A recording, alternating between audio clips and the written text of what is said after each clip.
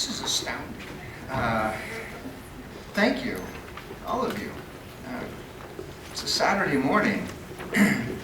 It's not entirely late morning either, and you're all here, and this is wonderful that so many people would show up to talk about such a serious subject on a Saturday morning.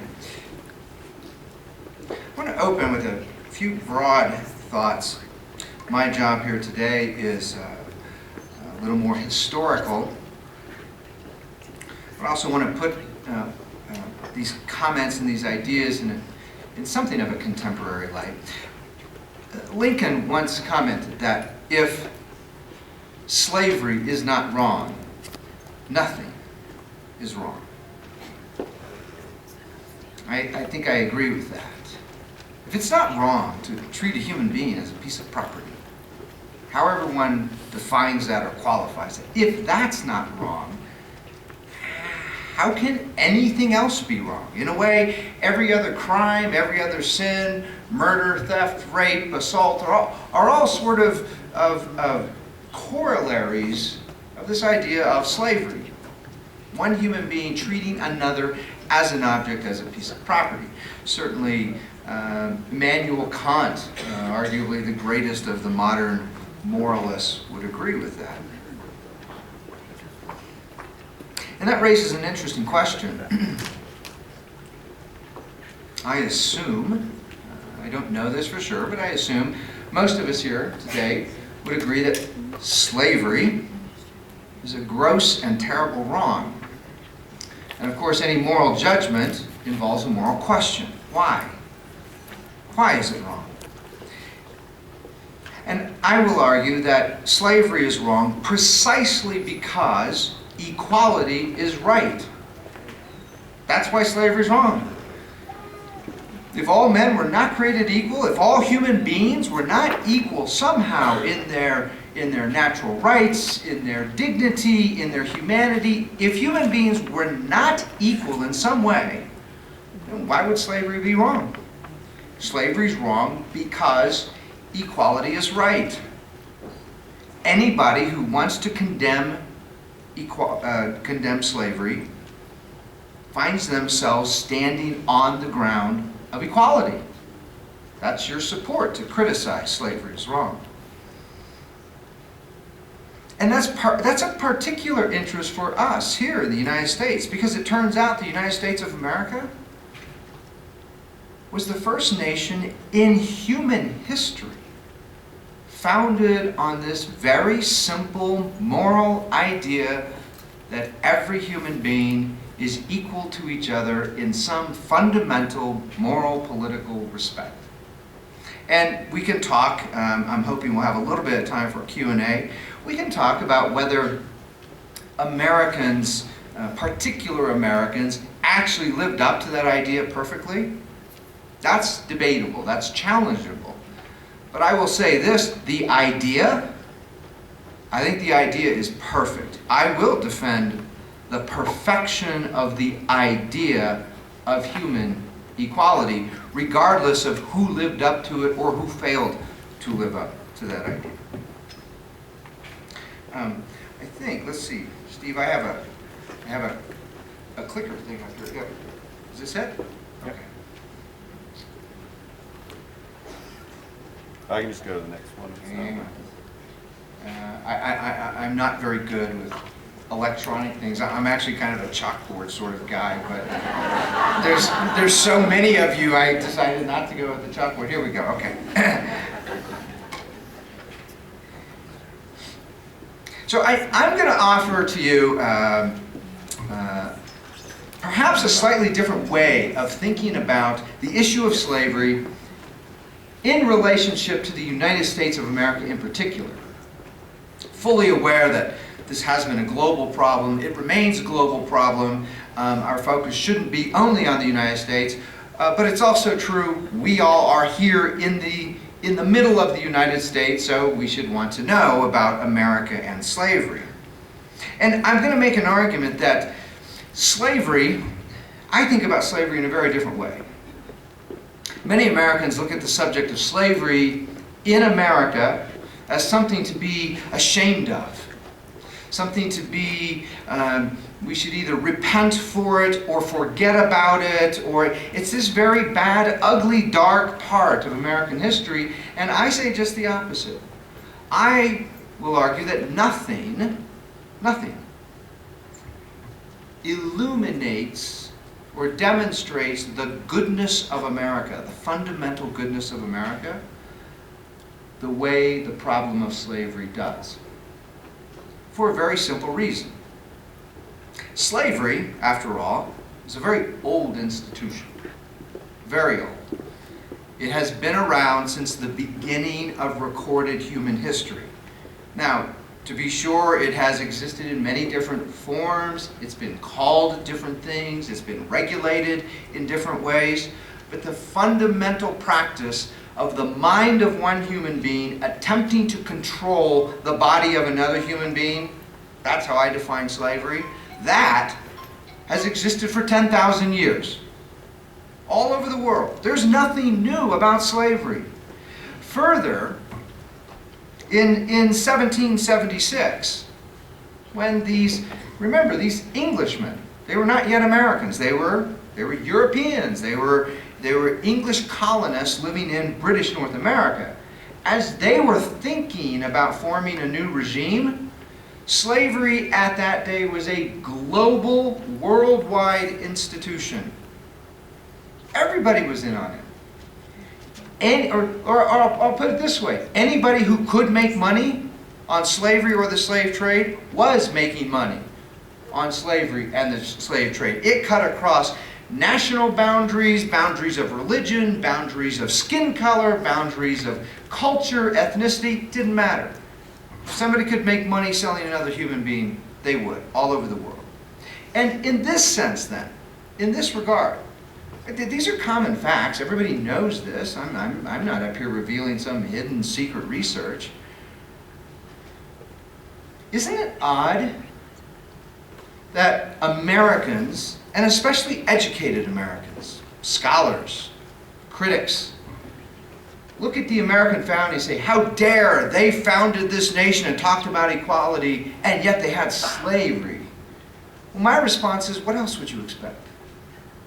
It was everywhere. Of course they had slavery. So did the entire rest of the world. But here's the difference.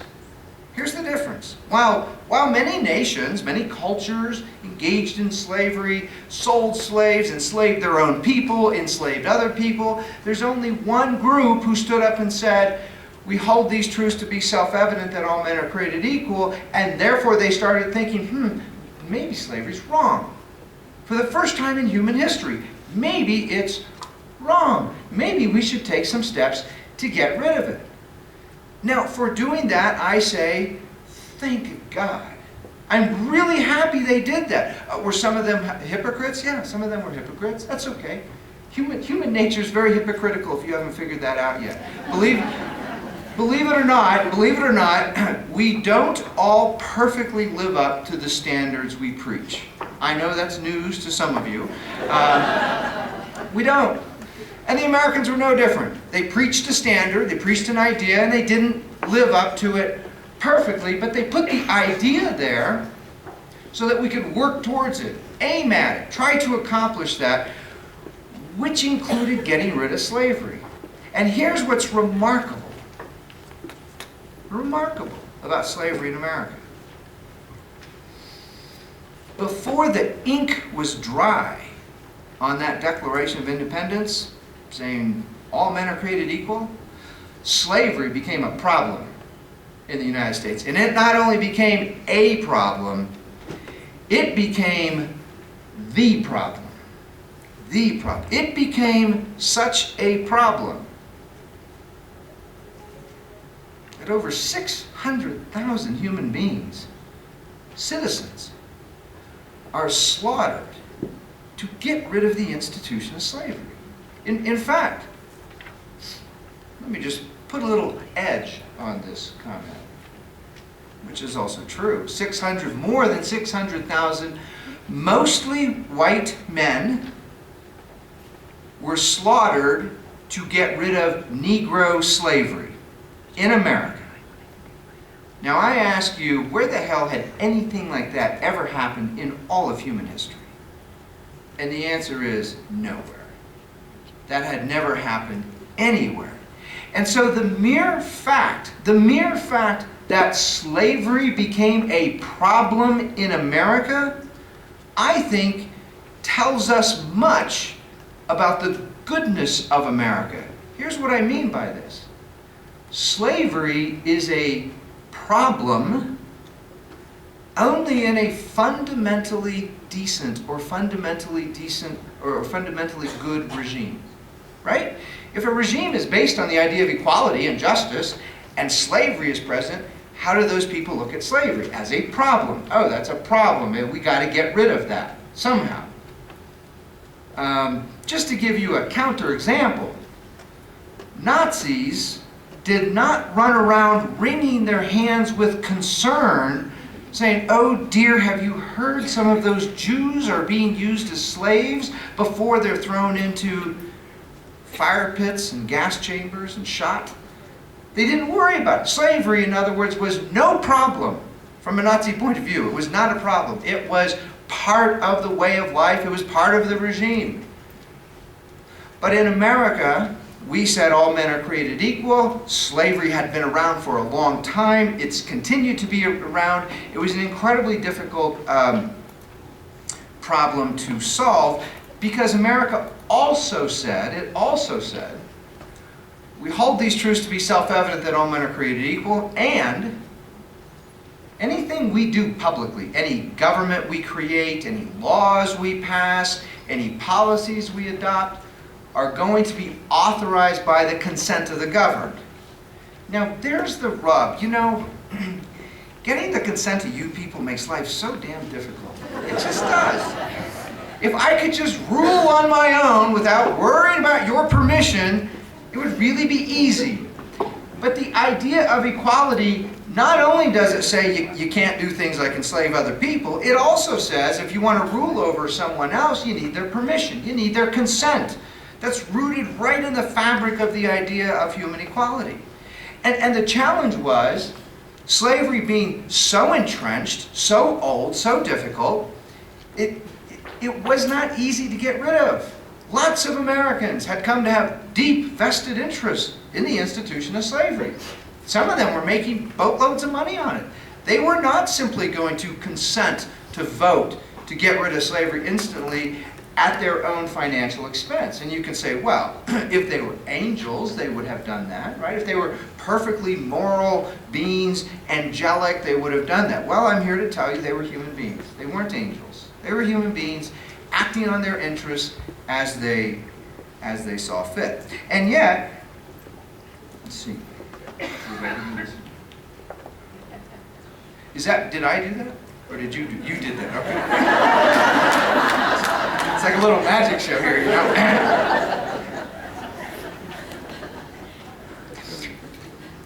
Every one of the founders, every one of the leading lights in the United States in 1776 and the years immediate following it, nobody said anything offering any kind of moral defense of slavery. It was nearly universally criticized, condemned, lamented, everybody. The closest you can find to a defense of slavery at the time of the American Revolution and subsequent founding are economic arguments. There are people making money on it, and they're not going to get rid of it. And even that's not really a moral defense. It's not saying it's right or good. It's just acknowledging a reality that there are people making money on it. But I want to give you an example of how slavery was presented in speech. What I have given you here, it's a lot of verbiage for a slide, and I apologize. But there are a number of people who have never seen this. Remember when the Americans, originally when they started fighting with the British, what the Americans originally wanted was a redress of their grievances. Remember the whole revolutionary slogan was no taxation. They didn't say no taxation, period. They said no taxation without representation, right? They wanted representation in Parliament. That's what they were fighting for.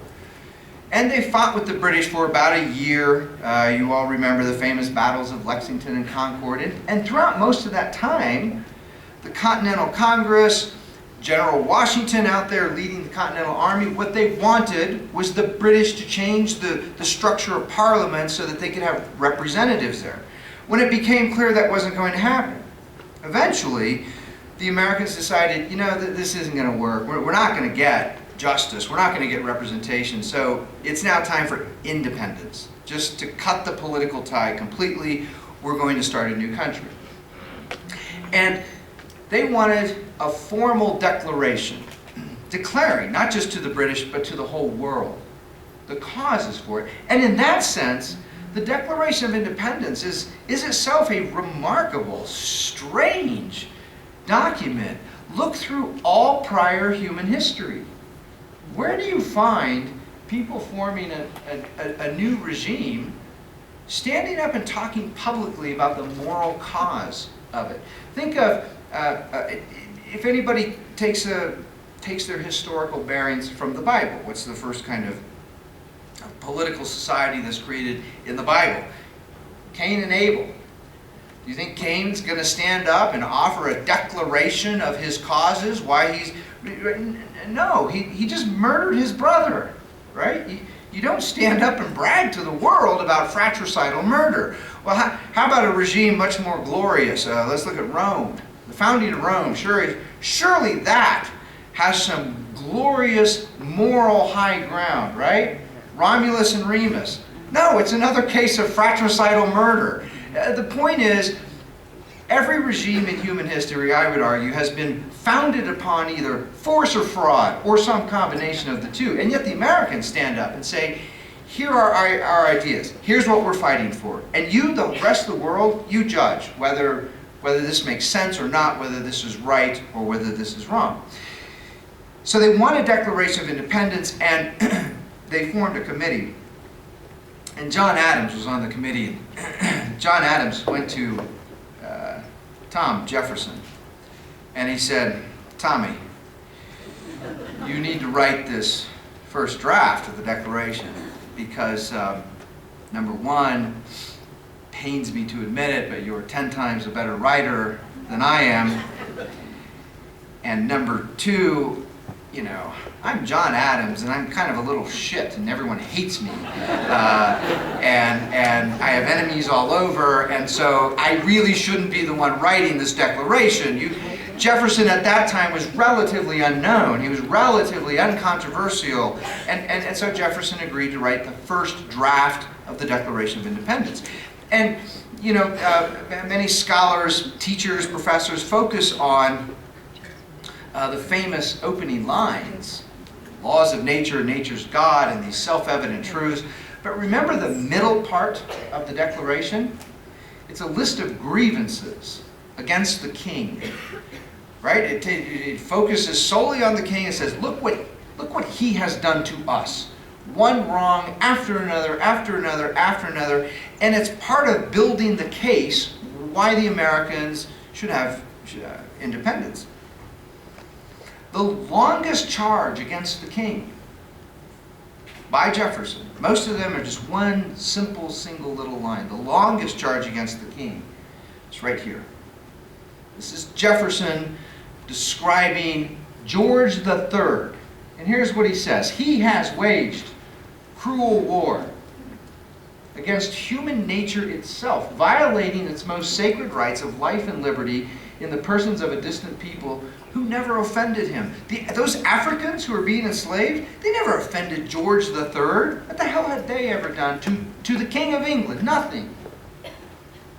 Capturing them and carrying them into slavery in another hemisphere, or to incur miserable death in their transportation hither. This piratical warfare, the opprobrium of infidel powers, is the warfare of the Christian King of Great Britain. The King of Great Britain, who also happens to be not only the Christian King of Great Britain, he's also the head of the Christian Church of England, right, that he created.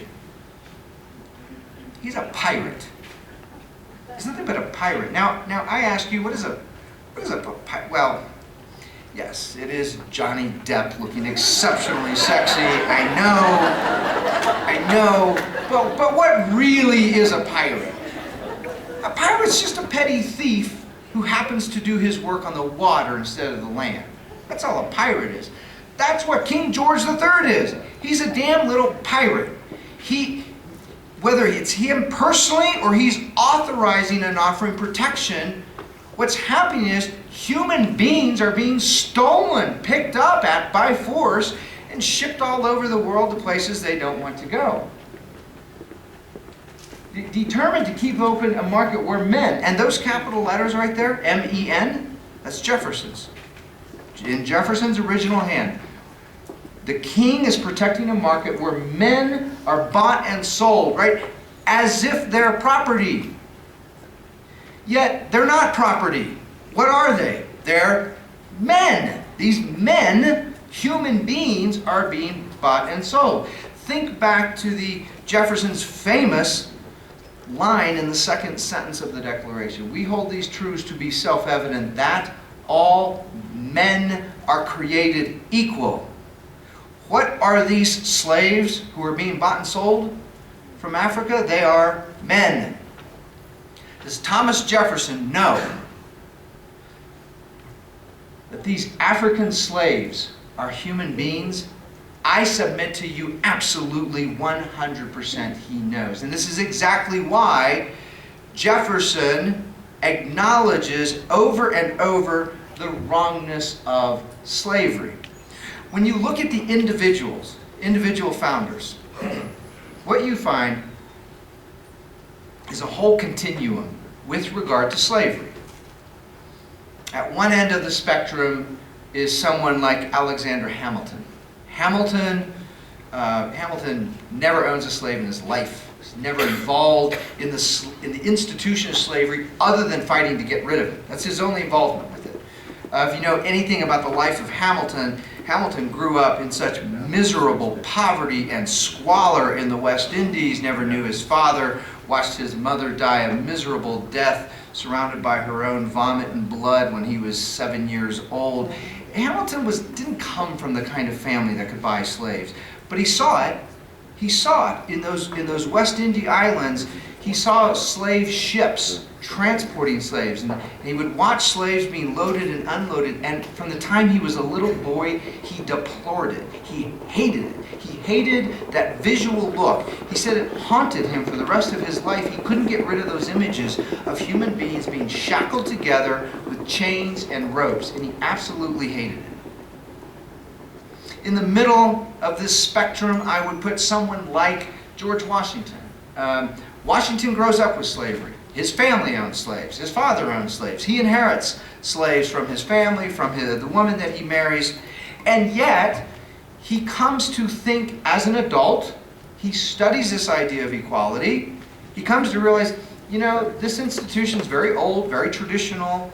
To use the language that's popular in institutions of higher education like this, culture, we're sort of enamored with the study of culture.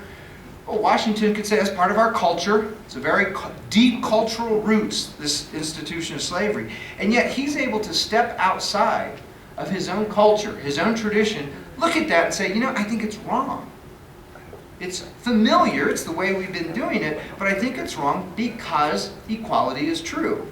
And he manumits his slaves and makes provisions for that later in his life. Maybe the most problematic character of all of them is Jefferson. Jefferson has slaves. Jefferson does not free. He frees a few of them, but many he does not. Now, many people don't understand the finances of this. Every state, so remember, slavery was an English institution that was legal throughout the English Empire, and these colonies have been part of the English Empire. So originally, slavery was legal in all 13 colonies, which became 13 states. In every state where slavery was legal, they had laws regarding manumission. Manumission was the legalized process by which a slave owner could free a slave. And typically, here's what it did. Manumission law said, you own a slave and you want to free your slave, you got to make sure that slave has a certain amount of money or a certain amount of property. Some states would have conditions like a basic level of literacy so they can read a basic contract. Why? Well, the idea was if you took a slave who was ignorant, illiterate, had no money, no property, and you said, right now you're free, go. Get off my plantation, you're a free man, go away. What is that slave going to do? He's probably going to turn to crime that night just to feed himself. So the idea of manumission was prepare a slave for freedom somehow, to be a free man or maybe even a citizen. And Jefferson, what this also means is manumission was really expensive. It cost a lot of money. And Jefferson was brilliant at many things, finances. If any of you are, I see a lot of students here, maybe we have some finance majors, you could have helped Jefferson because he was miserable at this. He was broke most of his life and in debt, and he died famously in debt. So he literally couldn't afford manumission. Now, I don't let Jefferson off the hook that easily, because we also know about Jefferson that he loved, first of all, he loved books. He was maybe one of the greatest bookophiles in American history. Do you all remember after, those damn British wouldn't go away. We had a revolution with them, and then they came back, right? The War of 1812. You remember what they burned down? They burned down the Library of Congress. And where did, after that war was over, the British thankfully left again, how did Congress restore its Library of Congress? Jefferson's library, right? He had the biggest collection of books in the United States. And this was at an age where books were expensive. Only wealthy people had books. Ordinary people didn't have books. So he loved books. He also loved imported French wine and champagne. He would buy it by the caseload. So I asked the question, would it have been better if Jefferson had spent less money on booze and books and more money manumitting slaves? Yeah, would have been a good thing. I wish he would have. He would have been a better man. He would have been more consistent with the principles he espoused if he had done that. But whatever he did, he was still the poetic mind who helped teach the world that all men are created equal. He helped set in motion processes not only to develop kind of unprecedented experiments in self-government, but an experiment in self-government that simultaneously led to the elimination of slavery. So we can beat up Jefferson and say he wasn't perfect and he fell short here and fell short there. That's fair, that's fine.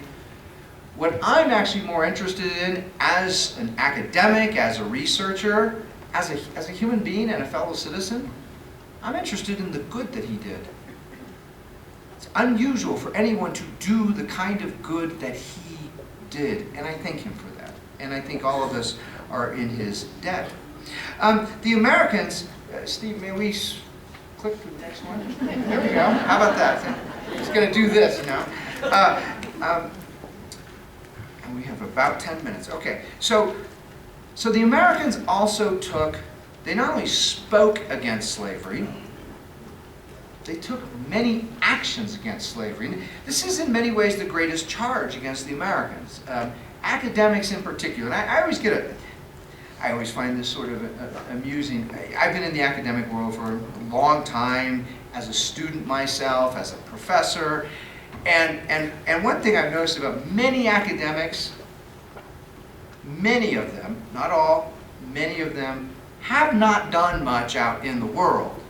And yet they're very quick to tell us how everyone else is falling short and misorganizing misrunning their organization.